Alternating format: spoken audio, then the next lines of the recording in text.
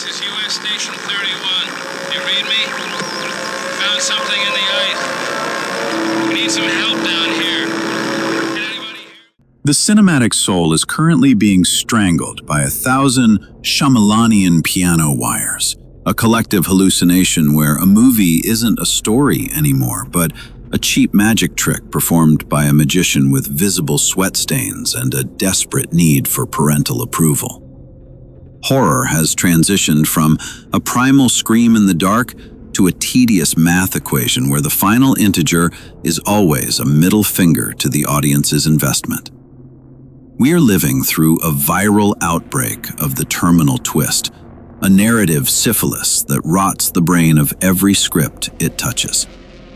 It used to be that a horror movie was a slow descent into a basement filled with rusted meat hooks and the smell of ancient wet copper.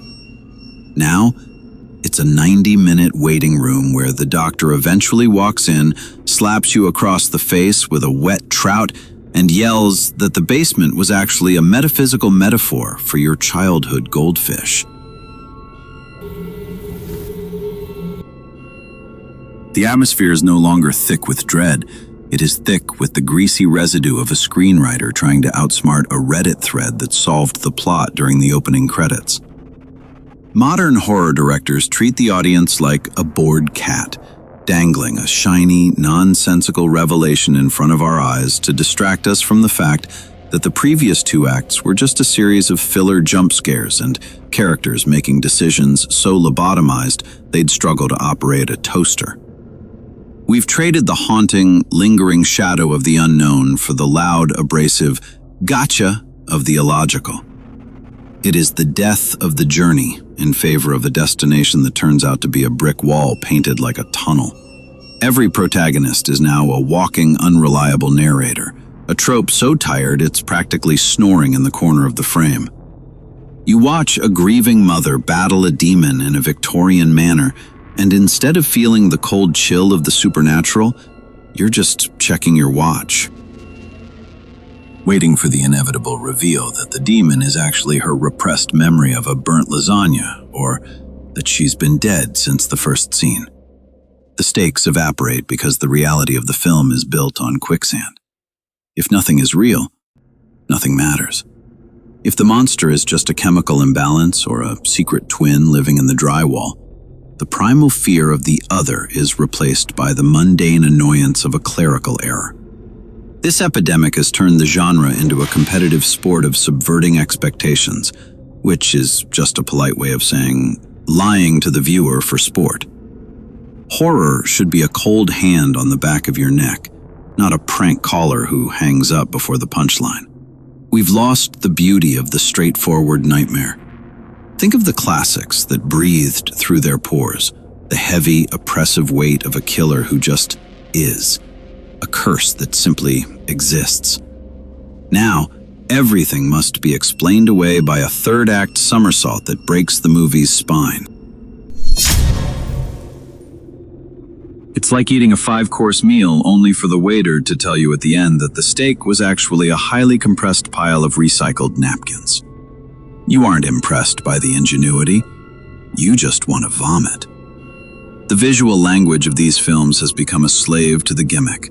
Frames are cluttered with clues that are about as subtle as a neon sign in a monastery. The camera lingers on a cracked mirror or a discarded doll for 3 seconds too long, screaming at you to remember this specific pixel because it's the key to the grand deception. It's neurosis caught on film. The pacing is sacrificed on the altar of the reveal, leaving the middle of the movie as a hollowed-out carcass of atmospheric buildup that leads nowhere. We are being fed a diet of narrative junk food, high on shock, zero on nutritional value. The irony is that by trying to be clever, these films become the most predictable things on the planet.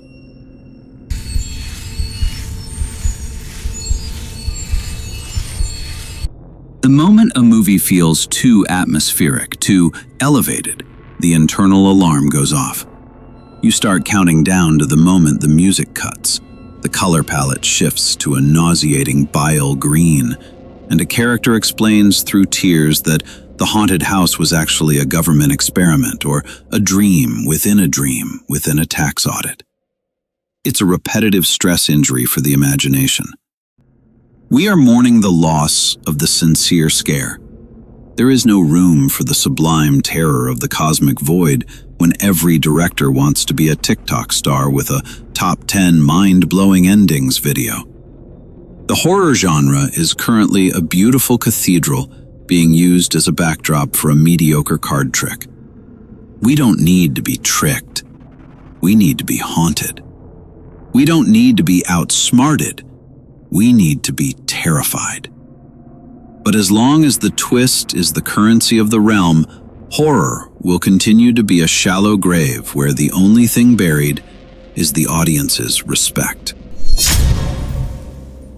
It's a cinematic funeral where the corpse jumps out of the casket not to bite you, but to hand you a brochure explaining why death is actually a social construct.